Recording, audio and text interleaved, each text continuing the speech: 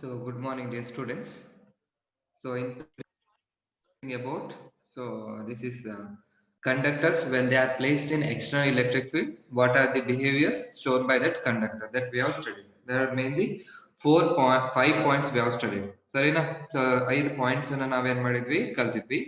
So first point ಏನ್ ಹೇಳ್ತಾ ಇತ್ತು ಅಂತ ಹೇಳಿದ್ರೆ when a conductor is placed in an external electric field. So external electric field ಇದ್ದಾಗ the net electric field is zero in the interior of the conductor. So interior of the conductor ಒಳಗೆ ಈ conductor ಒಳಗೆ ನಾನು electric field net electric field find out ಮಾಡ್ಕೊಂಡ್ರೆ ಅದೇನಾಗಿರುತ್ತೆ it must be zero ಆಗಿರುತ್ತೆ ಅನ್ನೋದನ್ನ first ಹೇಳುತ್ತೆ.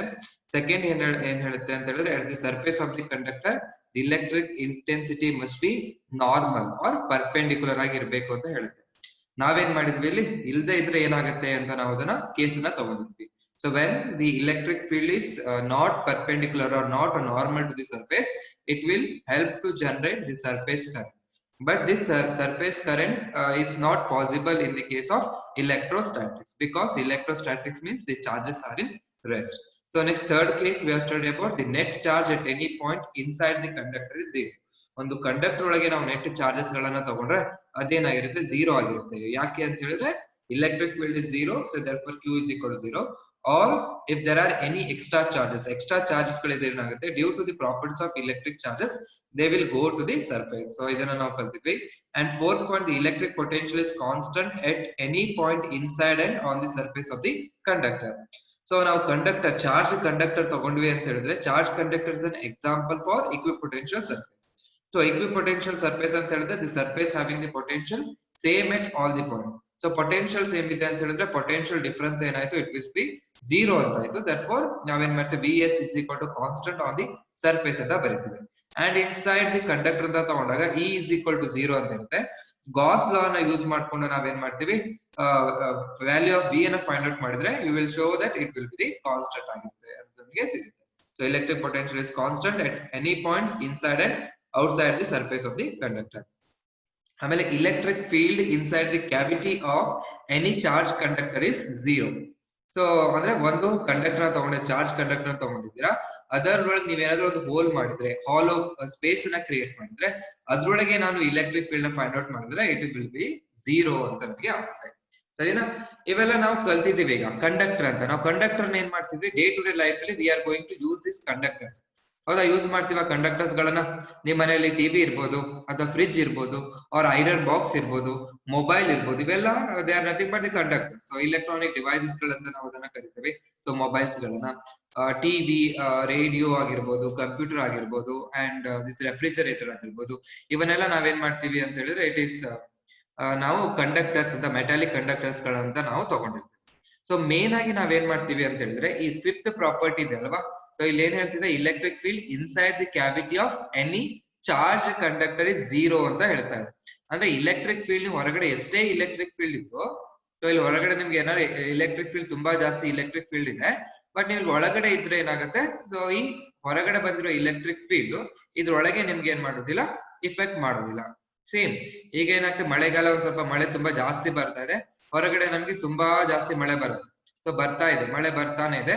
So ನೀವು ಹೋಗಿ ಮನೆ ಏನ್ ಮಾಡ್ತೀರಾ, ಹೊರಗಡೆ ಹೋಗಿ ಮಳೆಯಲ್ಲೇ ನೀವು ಕುತ್ಕೊಳೋದಿಲ್ಲ. ನೀವೇನ್ ಮಾಡ್ತೀರಾ, so you are going to sit in your home. So ಮನೆಯಲ್ಲಿ ಹೋಗಿ ಏನ್ ಮಾಡ್ತಿದ್ದೀರಾ, ನೀವು ಕೂತ್ಕೊಳ್ತಿದ್ದೀರಾ. ಸೊ ಮನೆಯೊಳಗೆ ಕುತ್ಕೊಂಡಿದ್ದೀರಾ ಅಂತ ಹೇಳಿದ್ರೆ you are sitting inside this cavity. ಇದನ್ನ ನಾನೇನಾದ್ರು ಕಂಡಕ್ಟರ್ ಅಂತ ತಗೊಂಡ್ರೆ, if I take it as a conductor, ಇದನ್ನ ನಾನು ಕಂಡಕ್ಟರ್ ಅಂತ ತಗೊಳ್ತೀನಿ. ಈ ಕಂಡಕ್ಟರ್ ಒಳಗೆ ನಾವೇನ್ ಮಾಡ್ಕೊಂಡಿದೀವಿ, ಕ್ಯಾವಿಟಿ ಅಂತ ನಾವು ಅದನ್ನ ಮಾಡ್ಕೊಂಡಿದೀವಿ. ಈ ಕ್ಯಾವಿಟಿ ಒಳಗೆ ನೀವು ಕುತ್ಕೊಂಡಿದ್ದೀರಾ ಅಂತ ಹೇಳಿದ್ರೆ ಯು ಆರ್ ಸೇಫ್. ಸರಿನಾ? You are safe from this outside weather. ಈ ಔಟ್ಸೈಡ್ ವೆದರ್ ತುಂಬಾ ಸಿಡ್ಲು ಬರ್ತಿರ್ಬೋದು, ಮಳೆ ಬರ್ತಿರ್ಬೋದು, ಅಥವಾ ತುಂಬಾ ಗಾಳಿ ಬರ್ತಿರ್ಬೋದು. ಅದರಿಂದ ನೀವೇನಾಗ್ತೀರಾ, ಸೇಫ್ ಆಗಿರೋದಕ್ಕೆ ನೀವೇನ್ ಮಾಡ್ತಿದ್ದೀರಾ ಅಂತ ಹೇಳಿದ್ರೆ ಒಂದು ಹೋಮ್ ಅನ್ನ ಕ್ರಿಯೇಟ್ ಮಾಡ್ಕೊಂಡಿದ್ದೀರಾ. ಈ ಮನೆಯೊಳಗೆ ನೀವಿದ್ರೆ ಏನಾಯ್ತು, ನನಗೆ ಸೇಫ್ ಅಂತ. ಇದೇ ರೀತಿ ನಾವೇನ್ ಮಾಡ್ಬೇಕು, ಒಂದು ಇಲೆಕ್ಟ್ರಿಕಲ್ ಡಿವೈಸಸ್ ಗಳನ್ನ ನಾನು ಪ್ರೊಟೆಕ್ಟ್ ಮಾಡ್ಬೇಕು. ಸೊ ಇಲೆಕ್ಟ್ರಿಕಲ್ ಡಿವೈಸಸ್ ಗಳನ್ನ ಪ್ರೊಟೆಕ್ಟ್ ಮಾಡ್ಬೇಕು ಅಂದ್ರೆ ಏನ್ ಮಾಡ್ಬೇಕು, so in order to protect the electrical devices from external electric field. So external electric field ಹೇಗ್ ಬರುತ್ತೆ ಸರ್ ಅಂತ ನೀವು ಕೇಳ್ಬೋದು ಅಲ್ವಾ? ಸೊ ಎಕ್ಸ್ಟರ್ನಲ್ ಎಲೆಕ್ಟ್ರಿಕ್ ಫೀಲ್ಡ್ ಅಂತ ಹೇಳಿದ್ರೆ ಎಕ್ಸ್ಟರ್ನಲ್ ಎನರ್ಜಿ ಇದ್ದಂಗೆ. ಈಗ ನೀವು ಮನೆಯಲ್ಲಿ ನೀವೇನಾದ್ರು ನಿಮ್ಮ ಮನೆಯಲ್ಲಿ ಟಿವಿ ಇದೆ, ಫ್ರಿಡ್ಜ್ ಇದೆ ಅಂತ ಹೇಳಿದ್ರೆ ಅದ್ರ ಮೇಲೆ ನೀವು ಒಂದು ಇಟ್ಟಿರ್ತೀರಾ. ಸೊ ಏನನ್ನ ಇಟ್ಟಿರ್ತೀರಾ, ಸೊ ಇದನ್ನೇನ್ ನಾವು ಸ್ಟೆಬಿಲೈಸರ್ಸ್ ಅಂತ ನಾವು ಅದನ್ನ ಕರಿತೀವಿ. ಹೈ ವೋಲ್ಟೇಜ್ ಬಂತು, ಇಲ್ಲಿ ನೀವು ಸ್ವಿಚ್ ಅನ್ನ ಹಾಕಿರ್ತೀರಾ, ಹೈ ವೋಲ್ಟೇಜ್ ನಿಮ್ಗೆ ಬರ್ತಾ ಇದೆ ಅಂತ ಹೇಳಿದ್ರೆ ಫಸ್ಟ್ ಇದ್ರೊಳಗಿಂದ ನಮ್ಗೆ ಕನೆಕ್ಷನ್ ಆಗಿ ಫ್ರಿಡ್ಜ್ ಕನೆಕ್ಷನ್ ನೀವೇನ್ ಮಾಡಿದ್ರೆ ಇದಕ್ಕೆ ಕೊಟ್ಟಿರ್ತೀರಾ. ಸೊ ಹೈ ವೋಲ್ಟೇಜ್ ಆಯ್ತು, ಲೋ ವೋಲ್ಟೇಜ್ ಆಯ್ತು ಅಂದ್ರೆ ಏನ್ ಮಾಡುತ್ತೆ, ಇದು ಸ್ಟೆಬಿಲೈಸ್ ಮಾಡುತ್ತೆ, ವೋಲ್ಟೇಜ್ ಅನ್ನು ಸ್ಟೆಬಿಲೈಸ್ ಮಾಡಿ ಇದು ನಿಮ್ಗೆ ಫ್ರಿಡ್ಜ್ ಅಥವಾ ಟಿವಿ ಅನ್ನೋದು ಹಾಳು ಆಗದೆ ಇರ್ಲಿ ಅನ್ನೋದಕ್ಕೆ ಏನ್ ಮಾಡುತ್ತೆ, ಇದು ಪ್ರೊಟೆಕ್ಟ್ ಮಾಡುತ್ತೆ. ಇದು ನಾವು ಸ್ಟೆಬಿಲೈಸರ್ಸ್ ಅಂತ ನಾವು ಅದನ್ನ ಕರಿತೀವಿ. ಸೇಮ್ ಇಲ್ಲಿ ಇಲೆಕ್ಟ್ರೋಸ್ಟಾಟಿಕ್ ಶೀಲ್ಡಿಂಗ್ ಅಂತ ಹೇಳಿದ್ರೆ it's the process of protecting A conductor. ಒಂದು ಕಂಡಕ್ಟರ್ ನಾವೇನ್ ಮಾಡ್ಬೇಕು, ಪ್ರೊಟೆಕ್ಟ್ ಮಾಡ್ಬೇಕು from the outside electric field. External electric field ನ ಇಲೆಕ್ಟ್ರಿಕ್ ಫೀಲ್ಡ್ ಇಂದ ಒಂದು ಕಂಡಕ್ಟರ್ ನಾವೇನಾದ್ರೂ ಪ್ರೊಟೆಕ್ಟ್ ಮಾಡ್ತಿದೀವಿ ಅಂತ ಹೇಳಿದ್ರೆ ಸೊ ಅದನ್ನ ನಾವೇನ್ ಕರಿತೀವಿ, ದಿಸ್ ಇಸ್ ಕಾಲ್ಡ್ ಎಸ್, ಅದನ್ನ ನಾವು ಇಲೆಕ್ಟ್ರೋಸ್ಟಾಟಿಕ್ ಶೀಲ್ಡಿಂಗ್ ಅಂತ ಕರಿತೀವಿ. Okay, the process in which the cavity of A conductor is shielded from the outside electric field. So outside electric field ನ ಒಂದನ್ನು ಕನೆಕ್ಟ್ ಮಾಡ್ಬೇಕು. ಅದು ಹೇಗಿರುತ್ತೆ ಅಂತ ಕೇಳಿದ್ರೆ, ಸೊ ನೀವು ಯೂಶುವಲಿ ನೀವೇನ್ ಮಾಡ್ತೀರಾ, ನಿಮ್ ಮನೆಯೊಳಗೆ ಏನಾದ್ರು ಟಿವಿ ಕೇಬಲ್ಸ್ ಗಳನ್ನ ಅಥವಾ ನಿಮ್ ಮೊಬೈಲ್ ಚಾರ್ಜಸ್ ಗಳನ್ನ ನೋಡಿದ್ರೆ ಯೂಶುವಲಿ ಫ್ರಿಡ್ಜ್ ಇಂದ ಇದನ್ನ ನೋಡಿದ್ರೆ ನಿಮ್ಗೆ 3 ಫೇಸ್ ಅಂತ ನಿಮ್ಗೆ ಸಿಗುತ್ತೆ. ಅದು ಈ ಶೇಪ್ ಅಲ್ಲಿ ನಿಮ್ಗೆ ಸ್ವಿಚ್ ನಿಮ್ಗೆ ಸಿಗುತ್ತೆ, ಆಯ್ತಾ. ಸೊ ಈ ತರ ಶೇಪ್ ಅಲ್ಲಿ ನಮ್ಗೆ ಸ್ವಿಚ್ ಸಿಗುತ್ತೆ. ಇದ್ರೊಳಗೆ 3 ಫೇಸಸ್ ಗಳು ನನಗೆ ಇರುತ್ತೆ. ಸೊ ಒಂದು ನ್ಯೂಟ್ರಲ್ ಅಂತ ಕರಿತೀವಿ. ಸೊ ಇದೊಂದು ನನಗೆ ground. So ground, neutral and phase ಅಂತ 3 ಕನೆಕ್ಷನ್ ವೈರ್ಸ್ ನಮಗೆ ಸಿಗುತ್ತೆ. Okay, phase and the neutral ಅಂತ ನಮಗೆ 3 ಹೇಗೆ ಆಯ್ತಾ. ಗ್ರೌಂಡ್ ಅಂಡ್ ಯೂಶುವಲಿ ಇವೆರಡನ್ನ ಏನ್ ಮಾಡ್ತೀವಿ ನಾವು, ಹೈ ವೋಲ್ಟೇಜ್ ವೈರ್ಸ್ ಅಂತ ನಾವು ಅದನ್ನ ಕರಿತೀವಿ. ಇದ್ರೊಳಗಿಂದ ಏನಾಗ್ತದೆ, ನಮಗೆ ಮ್ಯಾಕ್ಸಿಮಮ್ ಕರೆಂಟ್ ನನಗೆ ಪಾಸ್ ಆಗ್ತಾ ಇರುತ್ತೆ. ಇದು ಗ್ರೌಂಡ್ ಅಂತ ಹೇಳಿದ್ರೆ ನಿಮ್ಗೆ excess amount of the charges ಗಳಿದ್ರೆ ಇದೇನಾಗತ್ತೆ ಅಂತ ಹೇಳಿದ್ರೆ ಡೈರೆಕ್ಟ್ ಆಗಿ ಗ್ರೌಂಡಿಗೆ ಹೋಗ್ಬಿಡುತ್ತೆ. So what is mean by grounding or earthing ಅಂತ ಕೇಳಿದ್ರೆ ನಿಮ್ಗೆ ಫಸ್ಟ್ ಚಾಪ್ಟರ್ ಹೇಳಿದಿರಿ. The process of sharing of the charges with the earth is called as, ಅದನ್ನ ನಾವು ಏನಂತ ಕರಿತೀವಿ, ಸೊ ಗ್ರೌಂಡಿಂಗ್ ಆರ್ ಅರ್ಥಿಂಗ್ ಅಂತ ನಾವು ಅದನ್ನ ಕರಿತೀವಿ. ಸರಿನಾ.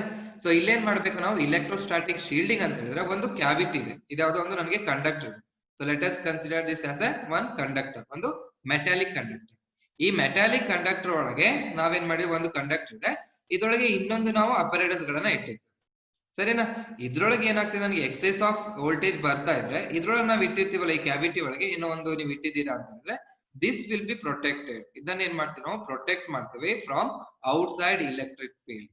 ಸೊ ಯಾಕೆ ಇದು ಪ್ರೊಟೆಕ್ಟ್ ಆಗುತ್ತೆ ಅಂತ ಹೇಳಿದ್ರೆ, here the electric field will be 0 ಅಂತ ಆಗುತ್ತೆ. ದಿಸ್ ಮೆಥಡ್ ಆಫ್, ಈ ಮೆಥಡ್ ಅನ್ನು ಏನ್ ಕರಿತೀವಿ ಅಂತ ಹೇಳಿದ್ರೆ it is called as electrostatic shielding ಅಂತ ನಾವು ಅದನ್ನ ಕರಿತೀವಿ. ಆ ಡೆಫಿನೇಷನ್ ಅನ್ನು ಬರ್ಕೊಳ್ಳಿ. ಆಮೇಲೆ what are the applications, applications ಹೇಳಿದ್ರೆ ನಿಮಗೆ ಗೊತ್ತಾಗುತ್ತೆ. So it will be very easy. So definition. So definition, the process in which barkoledana, the process in which the process in which the cavity of a conductor, the cavity of a conductor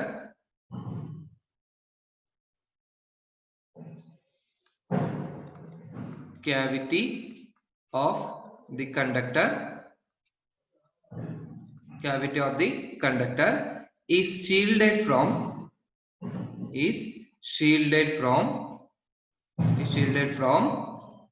the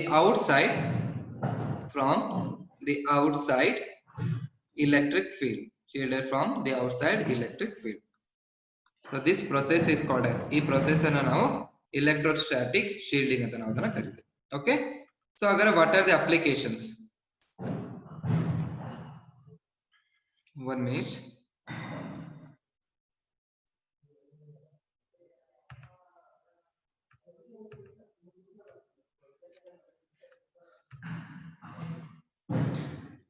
so okay, ಇಲ್ಲಿ cage ನನಗೆ create ಆಗಿರುತ್ತಲ್ವಾ, ಹೀಗೆ ನಾನು ಒಂದು ಏನ್ ಮಾಡಿದೀನಿ, ಒಂದು conductor ನ ತಗೊಂಡಿದ್ದೀನಿ. ಈ ಕಂಡಕ್ಟರ್ ಒಳಗೆ ಏನ್ ಮಾಡ್ತೀನಿ ನಾನು, ಒಂದು ಕ್ಯಾವಿಟಿನ ಕ್ರಿಯೇಟ್ ಮಾಡ್ಕೊಂಡಿದ್ದೀನಿ. ಈ ಕ್ಯಾವಿಟಿ ಏನಾಗುತ್ತೆ, it is shielded from this outer surface. ಇದೆಲ್ಲ ನನಗೆ ಏನಾಯ್ತು, ಔಟರ್ ಸರ್ಫೇಸ್. ಈ ಔಟರ್ ಸರ್ಫೇಸ್ ಇಂದ ಏನ್ ಮಾಡಿದೀನಿ, ಕ್ಯಾವಿಟಿನ ನಾನು ಪ್ರೊಟೆಕ್ಟ್ ಮಾಡಿದ್ದೀನಿ. ಈ enclosure, it is the enclosure use to block the electric field. External electric field ಅನ್ನು ಬ್ಲಾಕ್ ಮಾಡೋದಕ್ಕೆ ಯೂಸ್ ಮಾಡೋದನ್ನ ಏನ್ ಕರಿತೀವಿ, ಇಟ್ ಇಸ್ ಕಾಲ್ಡ್ as ನಾವು ಫ್ಯಾರಡೆ ಕೇಜ್ ಅಂತ ನಾವು ಅದನ್ನ ಕರಿತೀವಿ. This is called as Faraday cage. So cage ಅಂದ್ರೆ ನಿಮಗೆ ಗೊತ್ತಿದೆ, ಪಂಜರ ಅಂತ.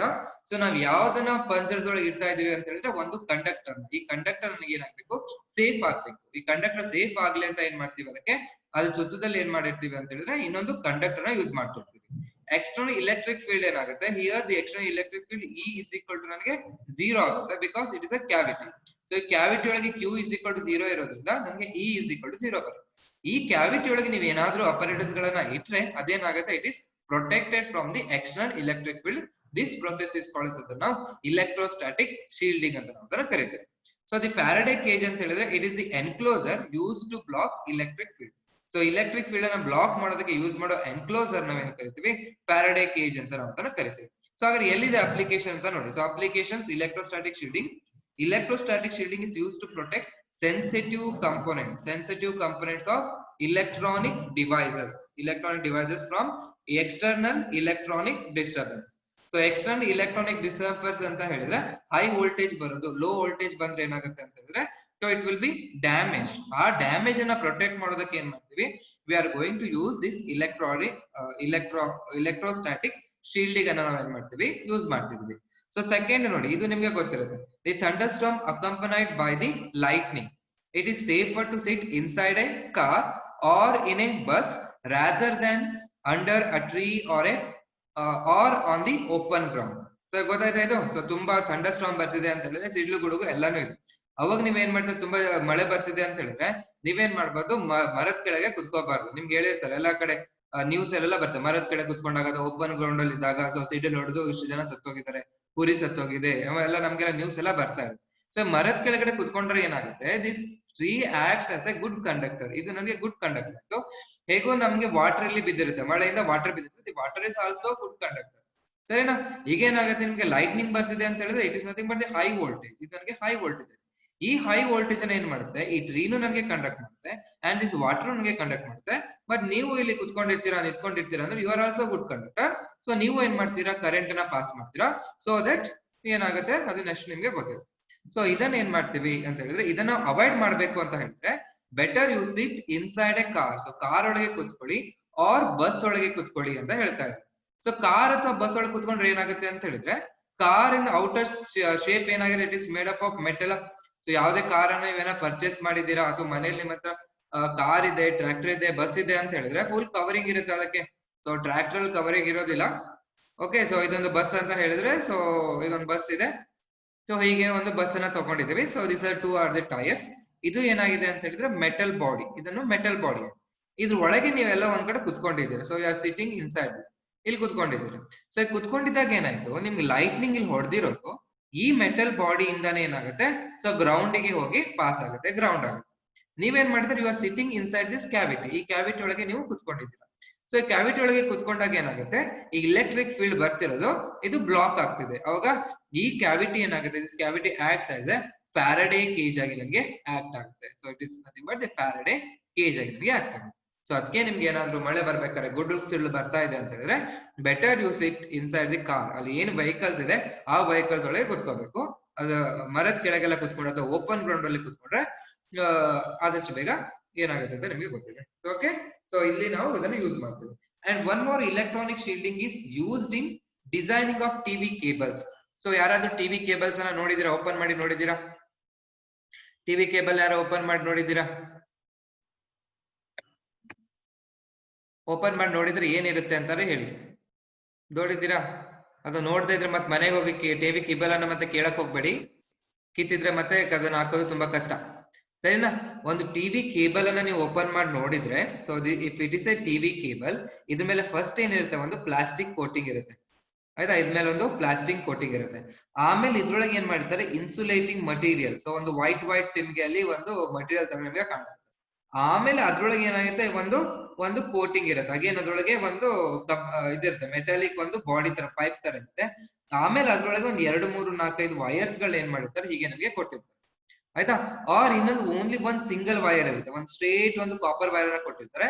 ಇದ್ರ ಮೇಲೆ ನನಗೆ ಕವರಿಂಗ್ ಅನ್ನ ಕೊಟ್ಟಿರ್ತಾರೆ. ಇವೇನಾಗುತ್ತೆ ಅಂತ ಹೇಳಿ they are acts as A insulating ಆಗಿ ನನಗೆ ಆಕ್ಟ್ ಆಗಿರುತ್ತೆ.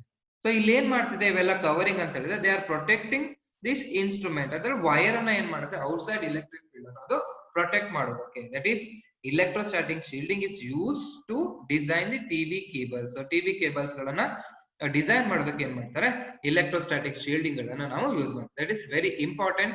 2 ಮಾರ್ಕ್ಸ್ ಗೆ ಕೇಳ್ತಾನೆ, what is mean by electrostatic shielding, give any applications ಅಂತ the process in which the cavity of the conductor is shielded from the outside electric field. ಆಯ್ತಾ, the protecting of the electronic devices. So electronic devices ಗಳು ನಿಮ್ಮಲ್ಲಿ lab start ಆದಾಗ ನಿಮಗೆ ಬರುತ್ತೆ ammeter, volt meter, ಗ್ಯಾಲೋರೋಮೀಟರ್. ಅವನ್ನೆಲ್ಲ ಒಳಗಡೆ open ಮಾಡಿ ನೋಡಿದಾಗ ಅದ್ರೊಳಗೆ ಮತ್ತೆ ಒಂದು ಮೆಟಲ್ ಬಾಡಿ ಇರುತ್ತೆ. ಆ ಮೆಟಲ್ ಬಾಡಿ ಒಳಗೆ ನನಗೆ ಮಾರ್ಜಿನಲ್ ಸ್ಕೇಲ್ಸ್ ಗಳಿರುತ್ತೆ. ಆ ಸ್ಕೇಲ್ ಅನ್ನ ಪ್ರೊಟೆಕ್ಟ್ ಮಾಡೋದಕ್ಕೆ ಸೊ ಈ ತರ ಡಿವೈಸಸ್ ಗಳನ್ನ ನಾವು ಯೂಸ್ ಮಾಡ್ತೀವಿ. This will be the electrostatic shielding. So today to concept.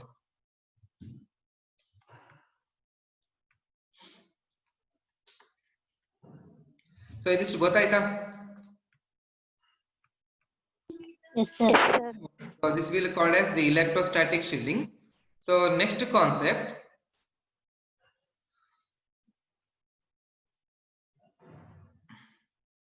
So next concept is dielectrics. So this is very important. So next to dielectrics. Dielectrics. So what are these dielectrics? So dielectrics are nothing but these are the insulators. So dielectrics are nothing but the insulators. So dielectrics are nothing but the insulators which conduct electric field lines. So okay, so which conduct electric flux anta helbodu. So direct agi I can electric field lines ಅನ್ನೋದನ್ನ ನಾನು ಏನು ಮಾಡ್ತೀನಿ electric flux ಅಂತ ಹೇಳ್ತೀನಿ without conducting the charges. So this is very important. So without conducting the charges. So without conducting the charges anta ಹೇಳಿದ್ರೆ the charges ಏನಾಗ್ತದೆ conducting the charges ಅಂತ ಹೇಳಿದ್ರೆ charges in motion ಅಂತ. when the charges in motion ಅಂತ ಹೇಳಿದ್ರೆ it is nothing but the current ಅನ್ನ ಏನು ಮಾಡ್ತದೆ ಪ್ರೊಡ್ಯೂಸ್ ಮಾಡ್ತಾ ಇದೆ ಅಂತ. ನಾವಿಲ್ಲಿ ಏನ್ ಮಾಡ್ತಿದ್ವಿ ಡೈಎಲೆಕ್ಟ್ರಿಕ್ಸ್ ಅಂತ ಹೇಳ್ತೇವೆ. They are called as insulators. So insulator ಬೇರೆ ಎಕ್ಸಾಂಪಲ್ಸ್ ಕೊಡಿ ಅಂತ ಹೇಳಿದ್ರೆ ನೀವು ಹೇಳ್ತೀರಾ wood is the example for insulator. ಸರಿನಾ? ಕಂಡಕ್ಟರ್ ಗೆ ಎಕ್ಸಾಂಪಲ್ ಕೊಡಿ ಅಂತ ಹೇಳಿದ್ರೆ the copper wire is the good conductor ಅಂತ ನಾವು ಅದನ್ನ ಕರಿತೀವಿ. ಸೆಮಿ ಕಂಡಕ್ಟರ್ ಗೆ ಎಕ್ಸಾಂಪಲ್ ಕೊಡಿ ಅಂತ ಹೇಳಿದ್ರೆ ಸಿಲಿಕಾನ್ ಆರ್ ದಿ ಜರ್ಮೇನಿಯಂ ಅಂತ ಹೇಳ್ತಾರೆ. ಯಾಕಂತ ಹೇಳಿದ್ರೆ ನೀವು ಇದನ್ನ ಓದ್ಬಿಟ್ಟಿದ್ದೀರಿ. ಇಲ್ಲಿ ನಾವೇನಾಗ್ತದೆ it is different dielectrics. So dielectrics ಅಂತ ಹೇಳಿದ್ರೆ the are also the type of insulators. So insulator purely insulator ಅಂತ ಹೇಳಿದ್ರೆ they will not conduct electricity. ಅದೇನ್ ಮಾಡೋದಿಲ್ಲ, ಇಲೆಕ್ಟ್ರಿಸಿಟಿನ ಕಂಡಕ್ಟ್ ಮಾಡೋದಿಲ್ಲ ಅಂತ ನಾವು ಹೇಳ್ಬಿಟ್ಟಿದ್ವಿ. ಬಟ್ ಇಲ್ಲೇನಾಗ್ತಿದೆ ಡೈಎಲೆಕ್ಟ್ರಿಕ್ಸ್ ಅನ್ನ ನಾವು ಇನ್ಸುಲೇಟರ್ಸ್ ಅಂತ ಹೇಳ್ತಾ ಇದೀವಿ. ಬಟ್ ಅದೇನ್ ಮಾಡ್ತಿದೆ they are conducting electric flux. Electric flux ಅನ್ನ ಏನ್ ಮಾಡ್ತಿದೆ ಅದು ಕಂಡಕ್ಟ್ ಮಾಡ್ತಾ ಇದೆ. So without conducting the charges. So current ಅನ್ನು ಕಂಡಕ್ಟ್ ಮಾಡ್ತಾ ಇಲ್ಲ, ಬಟ್ ಏನ್ ಮಾಡ್ತಿದೆ ಅಂತ ಹೇಳಿದ್ರೆ ಇಲೆಕ್ಟ್ರಿಕ್ ಫ್ಲಕ್ಸ್ ಅನ್ನ ಅದು ಕಂಡಕ್ಟ್ ಮಾಡ್ತಾ ಇದೆ. ಆಯ್ತಾ? ಇದು ನಾವು ಇದು ಡೈಎಲೆಕ್ಟ್ರಿಕ್ಸ್ ಅನ್ನ again we are going to study in electromagnetic waves. So electromagnetic waves ಒಳಗೆ ಇದನ್ನ ಡೀಪ್ ಆಗಿ ನಾವು ಓದ್ತೇವೆ. ಸೊ ಇಲೆಕ್ಟ್ರೋಮ್ಯಾಗ್ನೆಟಿಕ್ ವೇವ್ಸ್ ಗಳು ಹೇಗ್ ಬಂತು, ಹರ್ಟ್ಸ್ ಎಕ್ಸ್ಪೆರಿಮೆಂಟ್ ಅನ್ನ ನಾವು ಹೇಗ್ ಮಾಡಿದ್ವಿ, ಅದ್ರ ಬೇಸಿಸ್ ಮೇಲೆ ಏನ್ ಮಾಡ್ತೀವಿ ನಾವು ಡೈಎಲೆಕ್ಟ್ರಿಕ್ಸ್ ಅನ್ನ ನಾವು ಓದ್ತಾ ಹೋಗ್ತೀವಿ. ಸೊ ನೀವು ಏನ್ ಬೇಕು ಅಂತ ಹೇಳಿ dielectrics are nothing but these are the insulators which conduct electric flux without conducting the electric charges. So what are the examples? So examples ಗಳೇನು? ಇನ್ಸುಲೇಟರ್ಸ್ ಗೆ ನಾವು ಎಕ್ಸಾಂಪಲ್ಸ್ ನ ಕೊಡ್ಬೋದು. Paper is an a dielectric. So paper ಅನ್ನ ನಾನು dielectric example ಕೊಡ್ಬೋದು. Pure water, so pure water will be the this example. Or oxygen, so oxygen, mica, so etc. These are the example for dielectrics. But usually we are not going to take this paper. So paper ನಾವು ಅದನ್ನ usually ಆಗಿ ನಾವು ಅದನ್ನ use ಮಾಡೋದಿಲ್ಲ. We are going to use the pure water. Okay, not a ordinary water.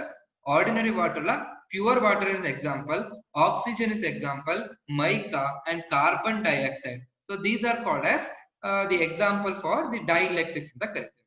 So dielectrics ಒಳಗೆ there are two types of dielectrics. So dielectric ಎರಡು type ಇದೆ. ಯಾವ್ದಾದ್ರು? ಸೊ ಎರಡು types R nothing but the first type is the polar dielectrics and the second type is non polar dielectrics. So ಇದು concept very easy. So ಜಾಸ್ತಿ ಹೇಳ್ಬೇಕಂತ ಇಲ್ಲ ಇದಕ್ಕೆ. So polar dielectrics and non polar dielectrics. So dielectrics ಒಳಗೆ there are two types of dielectrics, polar dielectrics, non polar dielectrics. Alright, what are these polar dielectrics? So polar dielectrics are the dielectrics made of the polar molecule. Sarina? Polar dielectrics are the dielectrics made of polar molecules. Then what is meant by polar molecules? So yaradru heli, what is meant by polar molecules? I will give an example also. Example is water is an example for polar molecules. Neevu idanna odidira anta gottide. So what is meant by the polar molecules? So what are polar molecules? Polar molecules. So poles anta helidre eno ಒಂದು positive and negative. So polar molecules are the molecules in which the positive and the negative centers are far away. They are not coincide with each other. These are the molecule in which the centers of positive and the negative charges do not coincide. ಸರಿ ನಾ H2O ನಾವು ಬರಿತೀವಿ water ಅಂತ ಹೇಳಿದ್ರೆ H2O ಅಂತ ಆಯ್ತು. So ಅದನ್ನ ಹೇಗೆ ಬರಿತೀವಿ, ಒಂದು ಇಲ್ಲೊಂದು H ಇರುತ್ತಾ, so this will be the H ಅಂತ ಆಯ್ತು, ಇಲ್ಲೊಂದು H ಇರುತ್ತೆ ಅಂಡ್ ಇಲ್ಲೊಂದು H ಇರುತ್ತೆ. So both are positive, H plus H plus. ಸರಿನಾ, ಇವು ಯಾವ್ದಕ್ಕೆ ಬಾಂಡ್ ಆಗಿರುತ್ತೆ ಅಂತ ಹೇಳಿದ್ರೆ they are bond to the oxygen. So oxygen ಗೆ ಏನಾಗುತ್ತೆ, ನನಗೆ ಬಾಂಡ್ ಆಗುತ್ತೆ. ಸೊ ಇದು ನನಗೆ ನೆಗೆಟಿವ್ ಪೋಲ್ ಆಯ್ತು, ಇದು ನನಗೆ ಪಾಸಿಟಿವ್ ಪೋಲ್ ಆಯ್ತು, this also negative pole. So positive and the negative poles are separated by certain distance. Certain distance is the separate agide. Here also they are separated by certain distance. Therefore, this is the example for the polar molecule. So water is then example for polar molecule. ಸರಿನಾ, ಹೀಗೆ ನಾವು general ಆಗಿ ತಗೊಂಡ್ರೆ ಹೀಗೆ ಒಂದು positive centre ಇದೆ, ಇನ್ನೊಂದು negative centre ಇದೆ, ಸರ್ಟನ್ ಡಿಸ್ಟೆನ್ಸ್ ಬಿಟ್ವೀನ್ ದೆಮ್ ಇದೆ. ಇನ್ನೊಂದು ಎಕ್ಸಾಂಪಲ್ ಕೇಳಬೇಕು ಅಂತ ಹೇಳಿದ್ರೆ HCl. ಸೊ H ಪ್ಲಸ್ ಬರಿತೀವಿ, ಆ ಒಂದು ಡಾಟೆಡ್ ಹಾಕಿ ಏನ್ ಮಾಡ್ತೀವಿ, ಇಯರ್ ನಾವು Cl ಅನ್ನ ನಾವು ಬರಿತೀವಿ, Cl ಮೈನಸ್ ಅಂತ ಆಯ್ತು. So they are separated from certain distance. So therefore they are called as polar molecules. The molecules in which the centers of positive and the negative charges do not coincide are called as ಅದನ್ನ ನಾವು polar molecules ಅಂತ ನಾವು ಅದನ್ನ ಕರಿತೀವಿ. Example H2O, HCl, etc. is the example for polar molecules. So the definition ನೀವು ಬರ್ಕೋಬೇಕು, ನಾನು ಹೇಳಿರ್ತೀನಿ polar molecules.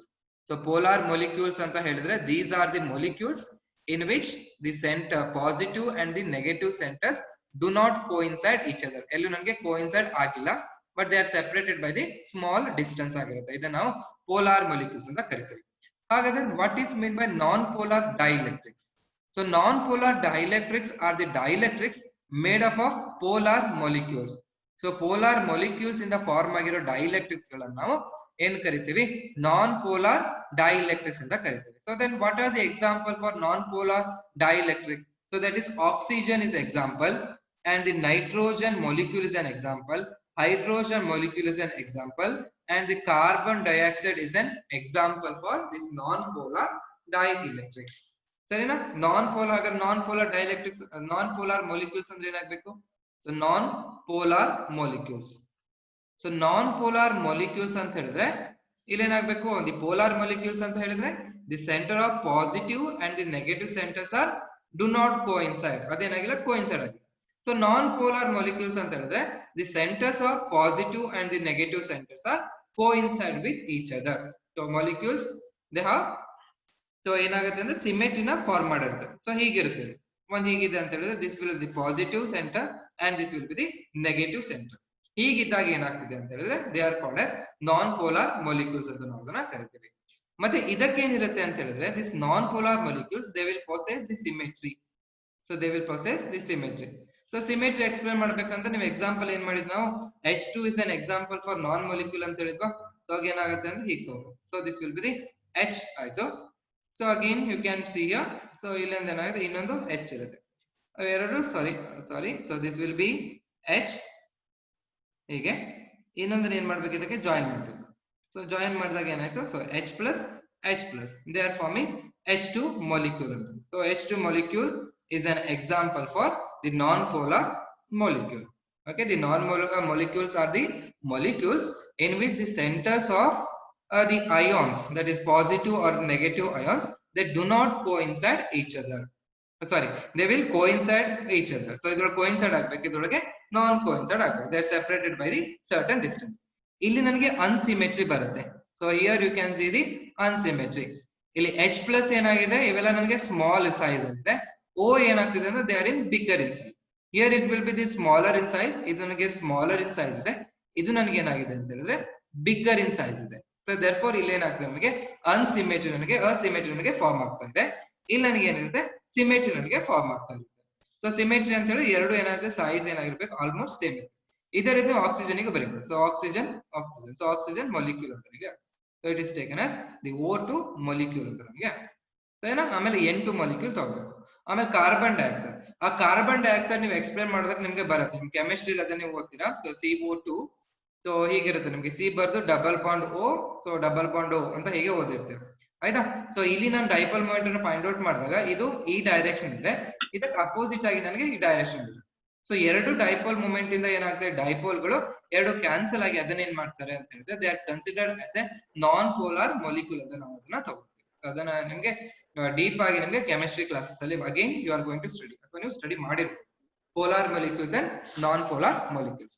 So ಹೇಳ್ತೀರಾ ದಿ ಪೋಲಾರ್ ಮೊಲಿಕ್ಯೂಲ್ಸ್ ಅಂತ ಹೇಳಿದ್ರೆ these are the molecules in which the positive and the negative centres are do not coincide with each other, ಎರಡು coincide ಆಗಿರೋದಿಲ್ಲ. Main ಆಗಿ here you can see the asymmetry in the shape of the molecule. So molecules and shape ಅಲ್ಲಿ ನಮಗೆ ಏನಾಗುತ್ತೆ, asymmetry ಗೆ form ಆಗುತ್ತೆ. The dielectrics made of these polar molecules are called as polar dielectrics ಅಂತ ನಾವು ಕರಿತೀವಿ. So non polar molecules ಅಂತ ಹೇಳಿದ್ರೆ here the centers of the ions they will coincide with each other. So coincide ಆಗಿರಬಹುದು ಅಥವಾ they are not separated by the so much distance. So distance ಅದಕ್ಕೆ ಏನಾಗಿರೋ separate ಆಗಿರೋದಿಲ್ಲ. So here you can see the symmetry in the shape of the molecule. Shape of the molecule ನಾವು ಏನ್ ಮಾಡ್ತೀವಿ, symmetry ನ form ಮಾಡಿರ್ತೀವಿ.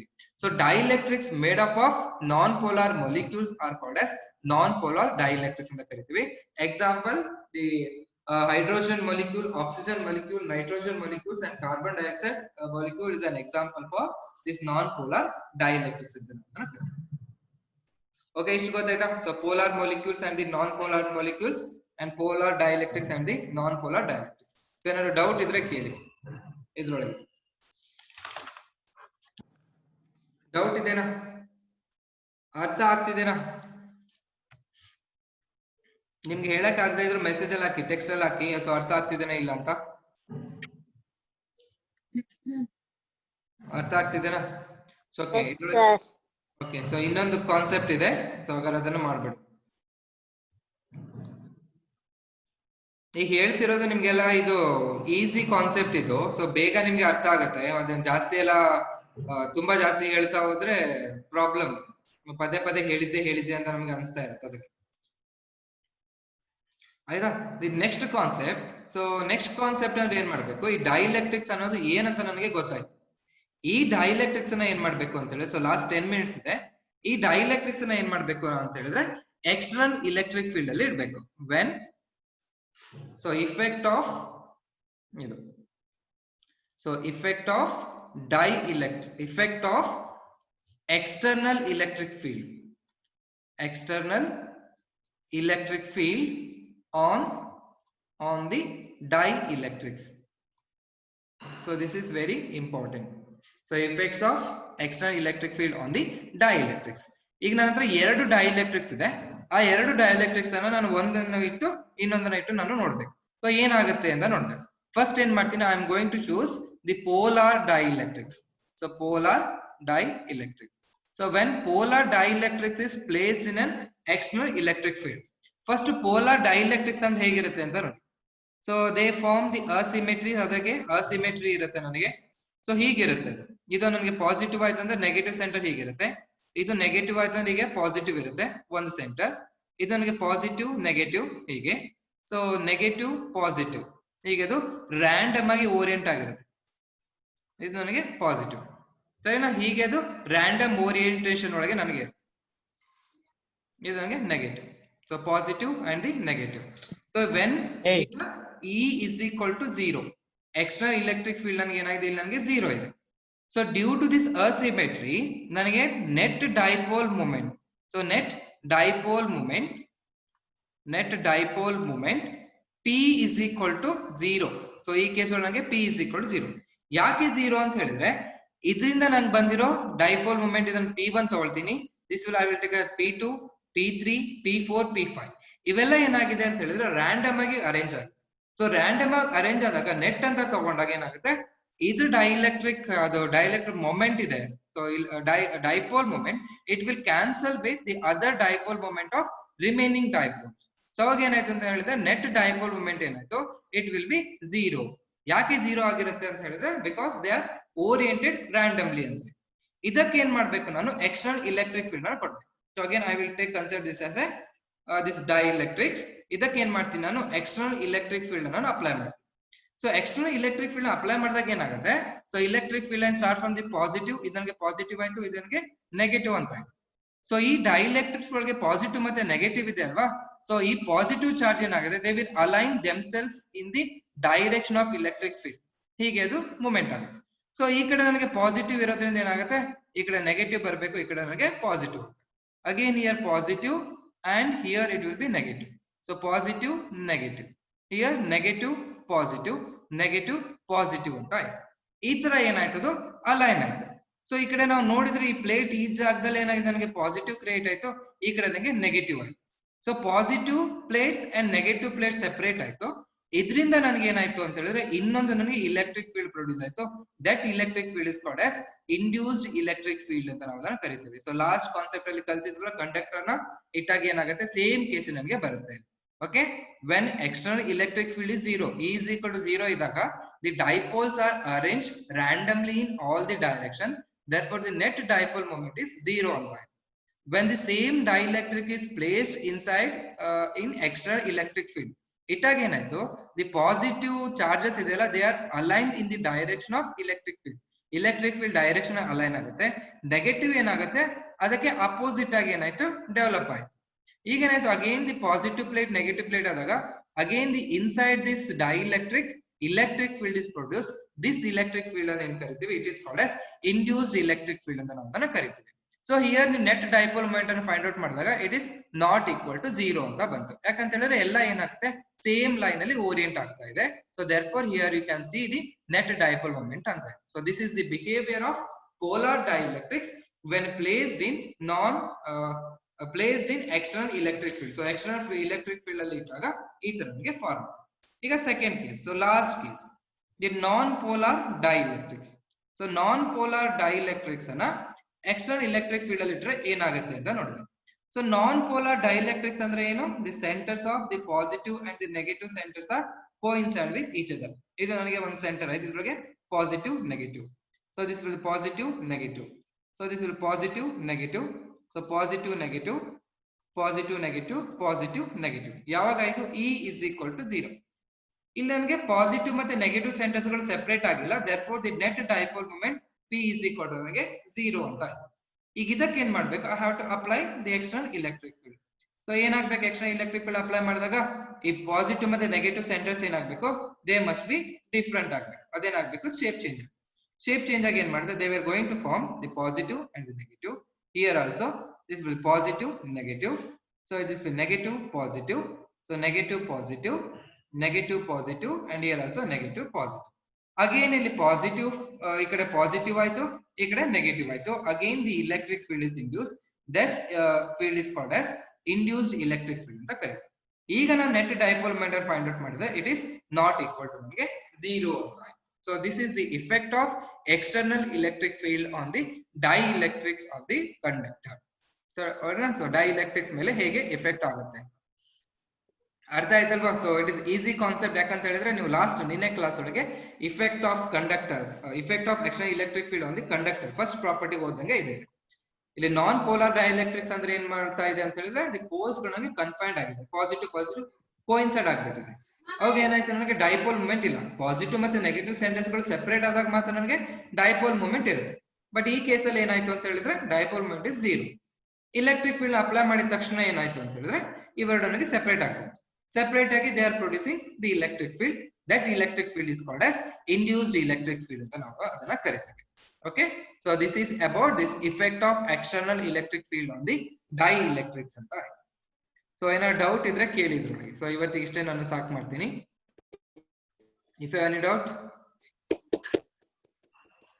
No sir. So ಅರ್ಥ ಆಯ್ತಾ? So simple concept ಇದೆ ಇದು. ಸೊ ಆದ್ರೂ ನಾನು ಜಾಸ್ತಿ ಇವತ್ತು ನಾನು ಓದಿರೋದು ಏನಂತ ಹೇಳಿದ್ರೆ, what is mean by dielectrics. So dielectrics are nothing but the insulators. ಅದು ನನಗೆ insulators which conduct electric flux without conducting the charges. ಅದು ಇಂಪಾರ್ಟೆಂಟ್. ಅದ್ರಲ್ಲಿ ನನಗೆ ಎರಡು ಟೈಪ್ಸ್ ಬರುತ್ತೆ, polar dielectrics and non polar dielectrics ಅಂತ.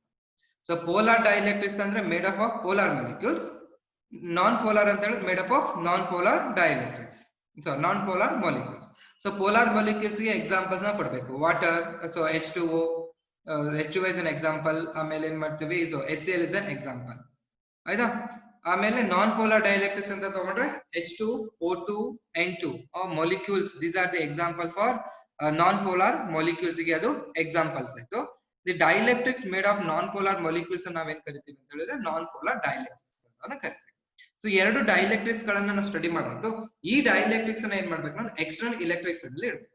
ಸೊ ಎಕ್ಸ್ಟರ್ನಲ್ ಫೀಲ್ಡ್ ಅಲ್ಲಿ ಇಟ್ಟಾಗ ಏನಾಗುತ್ತೆ, ಸೊ ಪೋಲಾರ್ ಡೈಎಲೆಕ್ಟ್ರಿಕ್ಸ್ ಅನ್ನ ಇಟ್ಟಾಗ ದೇ ಆರ್ ಓರಿಯೆಂಟೆಡ್ ರ್ಯಾಂಡಮ್ಲಿ, ಎಲ್ಲಾ ಡೈರೆಕ್ಷನ್ ಅಲ್ಲಿ ಮೂವ್ಮೆಂಟ್ ಆಗ್ತದೆ. So net electric field, net dipole point find out ಮಾಡಿದ್ರೆ ಅದು ನಮಗೆ 0 ಆಗುತ್ತೆ.